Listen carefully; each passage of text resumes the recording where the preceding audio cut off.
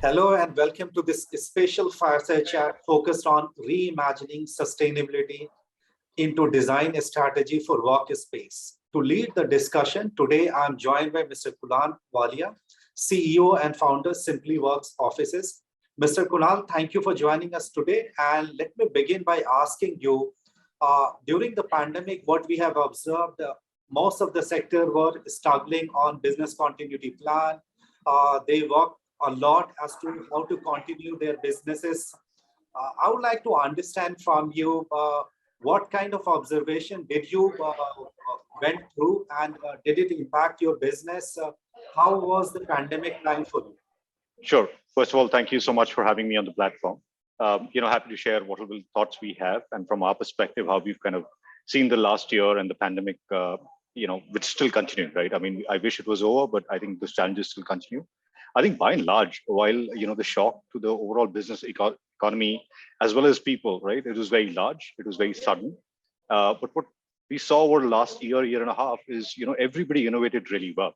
Whichever business you spoke to, I think it's unfortunate that travel especially was very hit. Things like tourism was, where hotels are concerned, airlines are concerned, were badly hit. But if you look at the economy overall, I think, every business kind of innovated really well. They've all turned around. Literally everybody you speak to today in the business world will talk about their headcounts being up by 15, 20%. Most of the IT companies have delivered fantastic results over the last year or so. Banking has done well. So effectively, I think what we also saw was human ingenuity. We also saw a lot of cooperation, whether it was, our sector in real estate where landlords reached out, there was a lot of accommodations being made. There was, regulatory compliances that had to be adhered to enable work from home. I think the government was extremely agile, and we all saw what effectively was the coming together of all of these stakeholders to make sure that not only do we survive, but effectively, I think every business ended up thriving over the last year and a half. As we come back to normalcy, some of those lessons are obviously becoming hygiene going forward. So I think the last year and a half, while I had all the opportunities for people to innovate, a lot of technology came into sectors like real estate, which would not. I would say it was already there to a large extent, but it was very slow in terms of adoption, and that's really kicked off. So things are dramatically different, and they're a lot better today than they were about a year and a half back. Absolutely. I completely agree with you, the view that during the pandemic, especially the digital transformation agenda for various organizations accelerated like never before, even for the traditional organization like real estate. Integrated technology platform for reaching out to the last mile customers becomes quite important. As you mentioned on the digital transformation during the pandemic, and we also observed that during the pandemic, even for the traditional organization like real estate, which is not so much hinged on technology until unless you are an purely online platform. But even for the traditional organization, technology acceleration accelerated like never before during the pandemic. I would like to understand from you what have been your observation in terms of the technology adoption in the hybrid environment. Right. I think, from a hybrid environment perspective, and when it comes to commercial office spaces in particular, there are two aspects. What is the innovation that we've done within the workspace, which is the traditional defined office space that is done from design, which is, had a dramatic shift. We're talking to large organizations today, which a year back would have a certain ratio of people that would fit in a certain office space. Let's say that ratio used to be anything from 80 square feet to 100 square feet per person. That number's changed to 120 to 140 square feet per person, right? You're looking at a lot more open spaces. You're looking at a lot more collaboration spaces. You're also looking at people selecting a higher grade of office space, which is essentially that do we have wellness quotient that is available? Do we have sanitization schedules which are available? Is the ability to audit all of this information available? So if an employee today wants to come into an office, there is a permission system that most organizations follow, which is you've got to apply. Somebody's going to allot you a particular seat, which will make sure that you are socially distant. So no seats around you are blocked for anybody else. And you can go back, check the log and make sure how recently was that seat, for example, sanitized, right? How recently was the overall office fumigated? From your air conditioning systems being upgraded to a higher level of UV filters to just about everything else has changed dramatically technology is coming in a large fashion in terms of how we kind of look at towards agility as well. So Office used to be a very straightforward product, which is, you have a certain seating system and that's what's going to stay there for as long as you're in the office over a 9-year period or 11-year period. Today, people are opting for agile systems in terms of work seatings arrangements. They are looking at more collaboration to make sure that remote teams, etc., are able to kind of work together. So offices or most organizations, enterprises are also rethinking what does office really mean? Is it a place to collaborate? Is it a social environment? Is it an informal environment? Is it for meetings and boardrooms only? Or is it for a focused work area? And accordingly, those offices, even the larger ones, are getting segmented into different sites. Right. So you have a focus area, you do have collaborations areas, but you do have your formal where you want to entertain your clients, where you want to kind of bring in, interact with the outside world. And how do we kind of make sure all of this follows an audit trail, make sure that all of these are, compliant to the best of the world standards when it comes to safety, when it comes to wellness, and when it comes to hygiene as well. So you are seeing a dramatic shift and a big implementation of technology coming into this to make sure all of this is enabled, auditable on the fly. Right. You mentioned about the impact of pandemic on the office space, also how technology is being adopted in a big way. Did you also observe anything from a global perspective on the office space, given the fact that now things are gradually opening and we are actually noticing that big organizations are actually renewing their lease in cities like Mumbai, Delhi, and Bangalore? I mean, those interests are there. So how the demand pattern for a office space is spanning in view of pandemic? Right. I think I'll go back and borrow some words from somebody who's a large investor in the depression era in the US, who said today nobody's going to buy, and 10 years from now nobody's going to sell. I think commercial real estate went through that in the last year and a half. When the pandemic started and we had the lockdown early last year, we all had this aspect that it might take 3-4 years for leasing to come back. The second wave was obviously very, very terrible from a human cost perspective. But surprisingly enough, if you go back and look at the raw leasing numbers from July, August, and September quarter, which is the recently concluded quarter, you would think that there was no depression, there was no demand gaps, etc. You're back to a situation where you have very limited availability of grade A supply. So what did happen is a lot of offices moved out.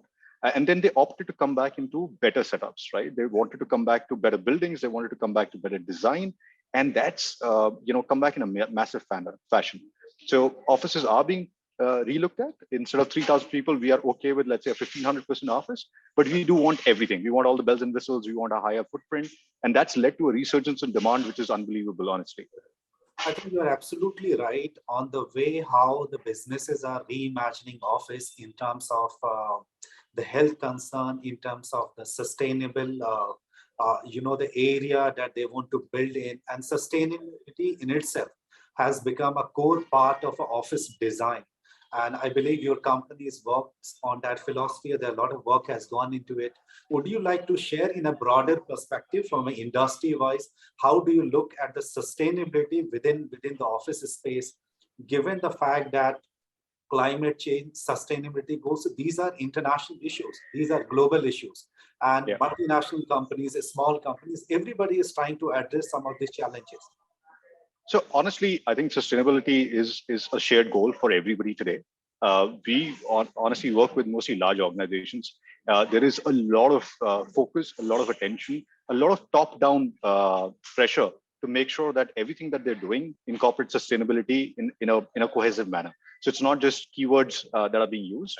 We get asked as people who are creating 500,000, 1 million square feet of offices for large organizations. There is a large part of when we are pitching to these clients where we talk about how our sustainability aspect works, right? How we are looking at these from materials that we're selecting to vendors that we work with, a certain aspect of eco-degradability of even packaging, not just off the material like workspaces or the chairs, etc., but even the packaging. It is something that has to be biodegradable. You're talking about sourcing. For example, if you want to source carpets, the easiest thing to do is import. And there's obviously a cost arbitrage there.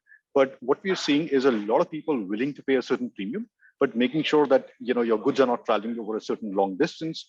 Then the other aspect is where wellness really comes in along with sustainability, which is people are looking at green offices, people are looking at natural light, people are making sure that the offices have as much natural light as possible. There is that aspect that comes into the picture, which along with sustainability is a shared goal internationally.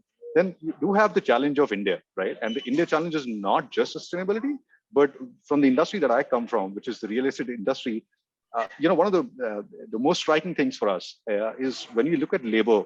You are talking about organizations like us, which will employ 1,000 people, 1,500 people over a 6-month, 7-month duration, right? How we provide housing for them, how much of hygiene conditions are we able to provide for them? You would often see that there are two people or couples who are working on the labor side together. While there are very strict child laws against child labor, we do want to make sure that these children are taken care of as well. So you do want to bring in the aspect of a creche, a daycare facility that's available. The aspect of first aid being available on the site, introducing certain labor welfare measures, which is, you want to make sure that there are mechanical wrenches available to lift heavy materials so people don't have to do this. And the injuries are something that we want to kind of work towards, make sure those incidents are brought down over a period of time. And that's honestly something that we are learning as we grow, but that's a big part of what we call our whole sustainability and wellness initiative for us. What are the challenges? I mean, every organization, every offices, and every, I believe, either the startup or a large corporate, they have a dream to have one of the fantastic office, which should be the carbon friendly, energy efficient, and everything could possible. But achieving the sustainability goal is easier said than.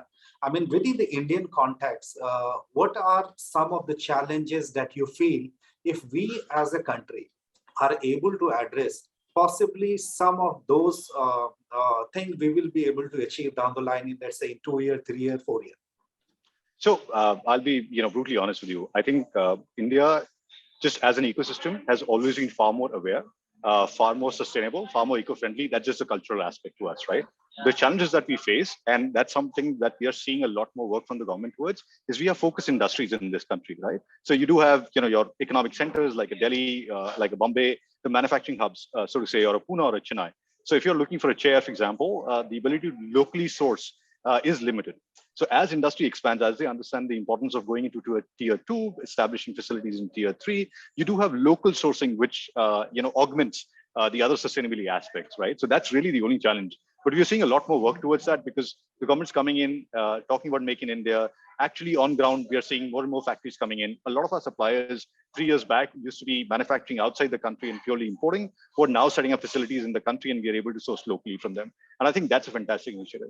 What is going to be your focus down the line in a few years, given the fact that we have seen a lot of prioritization happening within different industry based on the challenges that they faced during the pandemic? And for example, in public sector, we are saying there are some pressure on the funds. So what they are doing, they are primarily focusing on the projects which are related to social, having an immediate value. Same thing we see some with large corporate, like there is a lot of focus on digitization, having an integrated platform which could give them a kind of visibility and easy go-to market for them. So how do you look at your industry? What are going to be few focus area for your industry? I think, honestly, but let's talk about, the overall macro, right? The overall macro, and for the last 10 years, remember, I come from Bangalore, right? Our biggest challenge as a city has always been, for the last 10 years at least, is attrition. How do you keep people, working with the same organization for 10 years? It's a rarity nowadays. That's where, office and real estate plays a very large role. So all the large organizations that we work with are razor sharp focused on how do you build an environment which is conducive to both a social and a professional life, where we're respectful of people's personal times, where we are allowing them flexibility of working from home, but they also want to come into office, they want to interact here. We are able to give them a more productive work environment. As you can, imagine, India does have its societal challenges in terms of most of us live in either a large family or a joint family, or stay within with our parents, etc. So how do you kind of carve out times for focus work, right? How do you carve out times for social collaborations? Would we be okay with designing that, right? So our biggest challenge over the next 5, 7, and 8 years is how do we get to a point of productivity? I think the absolute spend on office space has gone up, as much as 25-30% over the last 2 years, right? But how do we kind of make sure that the ROI or the return on that investment more than justifies these office spaces as we go forward? I think that's a continuing discussion for us. Absolutely. Mr. Kumar Walia, thank you so much for your time. I think you spoke quite well on reimagining sustainability into design strategy for workspace and as to how the wellness concept of wellness and sustainability is becoming an integral part of our office environment, given the fact that the experience and the learning that we have from the pandemic. Thank you so much for your time. Thank you so much. Thank you for having me.